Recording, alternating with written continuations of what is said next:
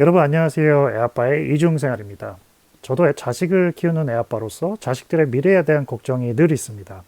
과연 우리 아이들 세대에는 뭘 먹고 살게 될지, 이 녀석들이 밥벌이는 제대로 하고 살아갈지, 아마 이런 걱정을 하게 되는 부모 입장은 다 똑같으리라 봅니다.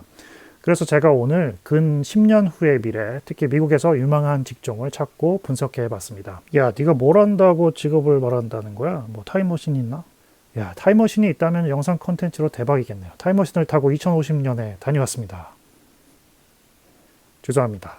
당장 내일 일도 모르는데 10년 후를 어떻게 알겠느냐마는요. 현재 시점에서 모을 수 있는 자료를 좀 찾아봤습니다. 인터넷에 보면 미래 직업에 관한 이런저런 스터디 자료들이 많이 있는데요.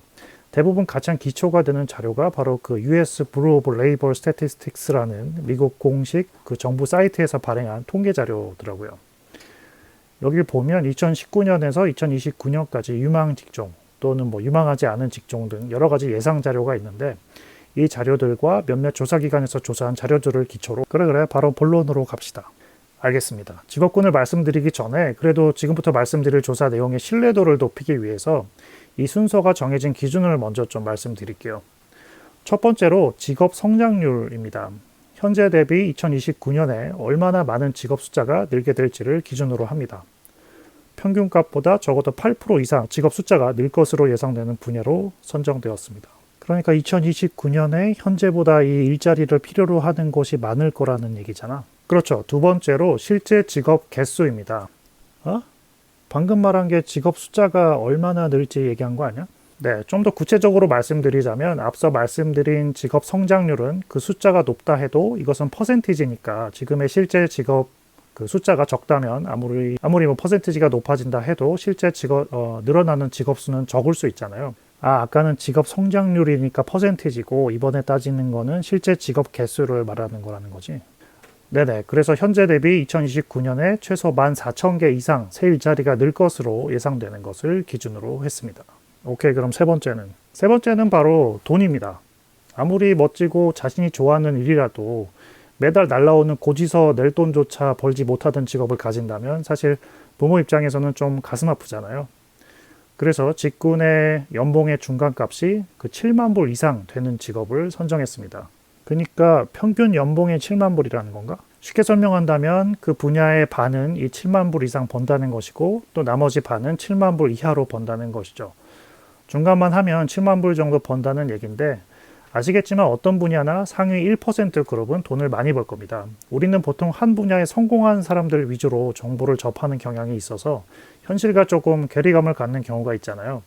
다시 말해 개개인마다 연봉은 이 중간값과 다를 수는 있는데 직업 간의 비교를 위해서 그리고 좀 더 현실적으로 접근하고자 이 중간값을 사용한 것이라 이해하시면 좋겠습니다. 그래 먹고 살만한 직업으로 추렸다 이거네. 결과부터 말씀드리면 이 기준에 해당하는 대부분의 직군이 주로 의료 분야와 테크놀로지 관련 분야에 많이 속했습니다. 평균 수명이 늘고 있고 그에 따라 노인과 관련한 그 헬스케어 분야가 느는 것은 좀 합리적인 예상이라 생각이 됩니다. 그리고 테크 분야 역시 비대면 시대에 더욱 각광받고 커질 분야라고 어렵지 않게 예상되기도 하고요. 얼른 순위 이야기해 봅시다. 18위부터 갑니다. 야, 순간 욕하는 줄 알았잖아. 18위 웹 개발자입니다. 우리가 인터넷에서 흔히 보는 웹사이트를 개발하는 직업이죠. 비대면 시대가 오기도 했고 앞으로 또 우리가 물건이나 서비스를 구입하는데 오프라인보단 온라인으로 더 많은 정보를 얻는 모습은 현재도 이미 그렇고 미래에도 역시 그러리라 예상이 됩니다. 모든 사업 분야에서 이 같은 현상이 예상되는 바 수치로 봐도 미국에 이미 17만 4천여 명의 웹 디벨로퍼가 일을 하고 있고 2029년에도 8%의 성장이 예상되어 약 14,000개의 추가 일자리가 생길 것으로 예상하고 있습니다. 일부분은 석사 이상을 요하기도 하지만 많은 경우 학사 취득으로 일자리를 얻을 수 있습니다. 연봉 중간값은 73,760달러 정도 되네요. 17위 수의사입니다. 미국에서 애완동물을 많이 키워서 그런가? 보통 수의사라고 하면 애완동물 병원을 많이 생각하게 되는데 그건 수의사란 직업의 일부분이고 크게 보면 농장에서 가축을 기를 때 예를 들어 소를 키우는데 소가 새끼를 낳을 때라든지 또는 가축이 아플 때라든지 그러니까 농장에서는 가축의 건강이 그분들의 생계와 직접적인 관련이 있기 때문에 수의사분이 아주 중요한 역할을 하시는 거죠. 뿐만 아니라 나라를 위해 일하시는 분들도 있습니다. 그 공공의학 관련해서 이런 가축의 생태계 조성을 위한 연구라든지 또 나아가 가축이란 것이 결국 인류의 어떤 식량인 거잖아요. 그래서 인류에게 원활한 식량을 공급하는 데에도 수의사가 하는 역할이 많이 있다고 합니다. 식량은 미래에도 여전히 인류를 위한 중요한 분야일 테니까요. 16위, 통계학자입니다. 숫자에 능하신 분들이겠죠. 회사의 고객을 대상으로 한 어떤 소비 패턴에 대한 연구라든지 또 경제나 생물학, 의학 등 거의 모든 분야에서 데이터를 분석하는 사람들입니다. 여러분의 자녀가 혹시 숫자를 좋아하거나 수학에 소질이 있다고 생각이 된다면 권유해 볼 만한 직업인 것 같습니다. 애들이 수학을 좋아한다라 흔치 않을 것 같긴 하네. 15위, 작업치료사입니다. 사고나 질병 등으로 다친 환자들이나 장애인분들이 일상생활을 잘 할 수 있도록 재활을 돕는 분들인데요. 보통 석사 이상의 학력을 필요로 합니다. 대학 졸업 후에 보통 2년에서 3년 정도가 걸린다고 하네요. 이 분야의 석사를 얻기 위해서요. 절반 정도는 병원이나 전문 테라피 사무실에서 일하신다고 합니다. 14위, 경영연구분석관이라고 직역이 됩니다. 기업에서 복잡한 문제의 해결 방법을 찾는 사람들인데요. 예를 들면 마트에서 물건을 선반에 어떻게 진열해야 가장 매출이 오를 수 있을지, 또 자동차 공장이라면 어느 공장에서 어떤 모델로 몇 대를 생산해야 가장 효율적인 경영이 가능할지 등등 주로 데이터에 의한 분석을 통해 문제를 해결하는 사람들입니다. 숫자에 능한 사람들, 또 수학적인 또는 분석적인 사고를 하는 사람들로 경영학과, 수학과, 엔지니어, 컴퓨터 사이언스 등을 전공해서 기업에 진출한다고 합니다. 13위는 산업기사입니다. 이 부분은 너무 광범위해서 딱 잘라 말하기가 좀 어렵습니다.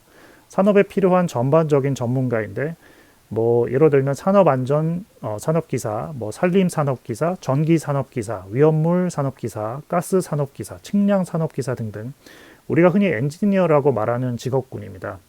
2029년 10%의 성장률을 예상하고 있네요. 12위, 의사보조자입니다. 의사의 감독하에 병력 작성, 의학적 검사, 진찰, 치료 및 간단한 수술 등 의사가 행하는 일부 업무를 할 수 있는 사람들입니다. 보통 PA라고 약칭으로 불립니다. 반드시 관련 분야 석사 학위가 필요합니다. 2029년에 약 31% 성장으로 미국에서 가장 빠르게 늘고 있는 분야 중에 하나입니다. 11위, 언어재활사입니다. 말을 더듬는다든지 하는 아동 언어장애, 또는 치매와 같은 뇌기능 장애로 인한 언어장애, 또 삼킴 장애 등등 언어장애에 대한 전문 교육을 받고 치료를 하는 직업입니다. 2028년까지 약 25%의 직업 성장률을 예상하고 있습니다. 10위는 컴퓨터 정보 시스템 관리자입니다. 요즘은 거의 모든 회사에서 대부분 컴퓨터로 일을 하잖아요. 그래서 회사에 보면 보통 IT 부서라고 있습니다. 회사에서 사용하는 모든 컴퓨터와 소프트웨어 또는 그와 관련한 정보를 관리하는 직업이죠. 지원하기 위해서 보통 학사 이상의 학력과 경우에 따라서는 MBA를 요구하기도 합니다. 또 우리가 흔히 CTO라고 불리는 전문 기술 관리자가 되기 위해선 관련 분야 최소 15년 이상의 경력을 요구하기도 합니다. 연봉 평균이 1억 6천이 넘네요. 9위, 정보보안 전문가입니다. 임의로 기업을 해킹해서 취약점을 분석하거나 해킹을 당한 후에 해킹 피해 규모를 최소화하기 위해 복구 전략을 세운다든지 해커의 침입과 각종 바이러스 발생에 대비해 전산망을 전문적으로 보안, 유지하는 전문가를 말합니다. 앞으로 미래 산업이 대부분 자동화로 이루어지게 되면서 이와 함께 해킹에 대한 우려가 함께 커지고 있으므로 이 정보보안 전문가는 미래에도 아주 유명한 직업이라 예상이 됩니다. 31%라는 높은 성장률을 보이고 있습니다. 8위, 컨스트럭션 매니저입니다. 한국말로 한다면 건설 현장 관리자라고 해야 할까요? 우리가 길을 가다가 건설 현장을 보게 되면 안전모를 쓰고 열심히 일하시는 분들을 볼 수 있잖아요. 건설 현장 관리자는 건설 현장에서 꼭 눈으로 볼 수 있는 사람은 아니지만 현장에서 일하는 분들의 뒤에서 일을 하는 사람들입니다. 현장에서 일하는 사람들의 비용 관리나 전반적인 감독 등 건설이 진행되는 모든 과정에 있어 깊게 관여하는 직업입니다. 대부분 학사 이상의 학력을 필요로 합니다. 7위, 물리치료사입니다. 사고나 질병 등으로 고통을 겪거나 움직임에 어려움을 겪는 환자를 치료하고 재활하는 일입니다. 저도 예전에 손목 터널 증후군을 앓은 적이 있어서 이 물리치료사에게 가서 치료를 받은 적이 있습니다. 이 물리치료사가 되기 위해선 관련 학과 박사 학위가 필요하네요. 저도 처음 알았습니다. 6위, 경영 분석가입니다. 경영 컨설턴트라고도 불려지기도 합니다. 비즈니스가 더 효율적으로 굴러가도록 돕는 사람들입니다. 회사의 어떤 업무 과정을 조사하거나 그 스태프들을 인터뷰하거나 또는 뭐 회사 자금과 관련한 데이터를 분석해서 경영자들에게 비용을 얼마나 줄여야 할지, 또 뭐 공장의 생산량은 언제 늘리고 줄여야 할지를 알려주는 사람들입니다. 그 경제, 비즈니스, 파이낸셜, 마케팅 또는 심리학과 등의 학사를 최소 학력으로 필요로 합니다. 많은 회사들에서는 우리가 흔히 MBA라고 부르는 경제와 관련한 석사를 가진 사람들을 선호하기도 합니다. 5위, 재정 전문가입니다. 작은 구멍가게 슈퍼에서부터 애플 같은 뭐 글로벌 기업까지 모든 회사는 바로 돈을 버는 것이 큰 목표죠. 그래서 어느 회사나 돈과 관련한 문제를 다루는 전문가가 필요합니다. 그러니까 재정 전문가는 회사의 돈의 흐름을 파악하고 수입과 소비가 얼마인지, 이익을 최대화하고 비용을 최소화하는 방법을 연구하고 관리하는 그런 사람들입니다. 4년제 대학 과정의 학사나 또 일부 고용주는 석사 이상의 학력을 선호하기도 합니다. 연봉 그 평균이 거의 1억 5천원이네요. 보통 돈과 직접 관련한 직업이 되게 연봉이 높은 편이더라고요. 회사 돈을 훔칠까봐 미리 월급을 많이 주는 게 아닌가 싶네요. 물론 뭐 개인적인 생각입니다. 4위, 전담 간호사입니다. 약칭으로 NP라고도 합니다. 그 RN, 그러니까 Registered Nurse와는 구분이 되는데요. 전담 간호사는 이 Registered Nurse보다 더 많은 권한을 가집니다. 단순히 의사를 보조하는 것을 넘어서 환자를 검사한다든지, 뭐 약을 처방한다든지, 또는 환자의 전반적인 그 회복 과정을 관리한다든지 하는 의사가 하는 일의 많은 부분을 할 수 있습니다. 이 전담 간호사가 되려면 일부 간호사라고 할 수 있는 RN, 그러니까 Registered Nurse 자격증이 우선 있어야 합니다. 그 후에 관련 학과의 교육을 더 받고 여러 프로그램 등을 습득한 후에 최종적으로 나라에서 인정하는 국가공인 자격을 획득해서 이 전담 간호사가 될 수 있습니다. 그러니까 일반 간호사도 국가가 인정하는 자격증이 필요한데 전담 간호사는 이보다 더 많은 공부와 과정을 거쳐야 한다는 얘기네. 그럼 돈도 더 많이 버는 건가? 뭐 그렇겠죠, 아무래도. 그리고 2029년에 무려 45% 직업 성장률을 보인다고 하니까 매우 유망한 직종이라고 할 수 있겠습니다. 3위, 고등학생 이상을 가르치는 선생님입니다. 제가 지금 영어를 직역하다 보니까 의미가 좀 애매할 수도 있는데 영어로는 그 포스트 세컨더리 티처입니다. 보통 대학교에서 가르치는 선생님들을 일컫는데요. 한국으로 치면 대학에서 가르치시는 그 교수님은 아니고 강사 정도로 표현할 수 있을 것 같습니다. 선생님도 여러 분야가 있을 수 있는데 특히 미래에, 그러니까 2029년에 곽강을 받을 수 있는 헬스, 비즈니스, 그리고 간호학과 관련한 과목을 가르치는 선생님 자리의 요구가 점점 커진다고 합니다. 보통 박사 학위 이상의 학력을 필요로 하고 해당 분야의 실제 직무 경험도 필요해서 제가 보기엔 현역으로 일을 하신 분들이 나중에 은퇴를 하고 제2의 직업으로 가지시는 분들이 많지 않을까 생각이 됩니다. 연봉 평균은 약 8만 불 정도지만 가르치는 분야에 따라 많은 차이를 보일 수는 있다고 합니다. 2위는 의학 및 건강 서비스 관리자입니다. 헬스케어는 미국에서 정말 복잡한 사업입니다. 한국처럼 나라에서 의료보험이 관리되는 것이 아니라 미국에선 물론 나라에서 관리하는 부분도 있지만 많은 부분이 민간 기업에서 이 서비스를 제공하기 때문에 그 종류도 너무나 많고 복잡합니다. 그 헬스케어가 필요한 환자에게 약속을 잡는다든지 비용 관리, 의학 기록을 관리하고 이런 여러 가지 의료보험 그 프로바이더들과 환자들 사이에서 코디네이팅 역할을 하는 사람들입니다. 2028년까지 32%라는 이미 일자리 수가 많은 편인데도 꽤 높은 비율로 일자리가 늘어난다고 하네요. 대망의 1위는 소프트웨어 개발자입니다.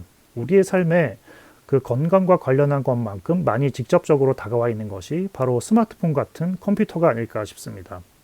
이 스마트폰이나 컴퓨터에서 쓰이는 소프트웨어를 개발하고 관리하는 사람들이죠. 여러분이 지금 보고 계시는 이 영상도 이 영상이 끊기지 않고 수월하게 여러분과 눈과 귀에 도달하는 데에도 수많은 개발자의 노력이 필요했고 지금도 필요하죠. 누가 봐도 미래에 가장 필요한 분야가 아닐까 생각이 듭니다. 이미 약 150만 개라는 정말 많은 개발자분들이 일을 하고 있는데 숫자가 많음에도 불구하고 연봉 평균도 1억이 넘고요. 거기다가 22%의 성장률이 예상돼서 2029년까지 약 31만 6천 개의 새 일자리가 추가될 것으로 예상하고 있습니다. 그래서 이제 미래 유망 직업 1위로 선정이 되었습니다. 지금까지 1위에서 18위까지 2029년에 유명한 직업을 알아봤는데요. 근데 미래에는 인공지능이 발달해서 사람들 직업을 대체할 것이라는 얘기가 많은데 그런 영향은 없나? 맞습니다. 많은 사람들이 지능을 필요로 하는 일 중에 단순 반복의 성격이 있는 부분은 인공지능이 대체할 것이라 예상합니다. 아마도 서서히 조금씩 대체할 거라 생각해 볼 수 있는데, 그럼에도 불구하고 인공지능이 발달한다 해도 위망할 수 있는 분야가 바로 헬스와 테크놀로지 관련 분야가 아닐까 싶습니다. 사람의 수명은 늘고 있고 그에 따라 건강과 관련한 분야의 직업 숫자는 늘 겁니다. 테크놀로지 분야에 대한 수요도 특히나 비대면 시대에 발맞추어 점점 그 수요가 늘어날 것이라 보는 것이 대체적인 시각인 것 같습니다. 야, 그래서 인공지능이 대체한다는 거야, 아니라는 거야?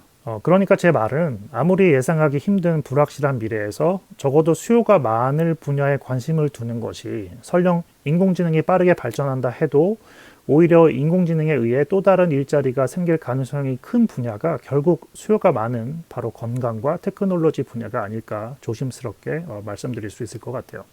그러니까 인공지능이 발달한다 해도 사람이 필요한 일자리가 많을 거라고 예상되는 것의 순이라는 건가? 뭐 그렇다고 볼 수 있죠. 그럼 우리 딸도 이 범주 내에서 미래를 결정해 줘야 하나? 거듭 말씀드리지만 미래는 사실 아무도 모릅니다. 그리고 말씀드린 순위는 전반적인 흐름을 봤을 때 유망한 직업인 것이고, 만약 여러분의 자녀가 이미 이런 말씀드린 직업에 관심이 있다면 전망이 밝고 좋은 것이고, 설령 이 분야 말고 전혀 다른 분야, 만약 예를 들어 우리 딸은 디자인에 관심이 많다라고 한다면 지금 말씀드린 순위와 상관없이 좋아하는 것에 전적으로 서포트해 주는 것이 맞다고 저는 개인적으로 생각합니다.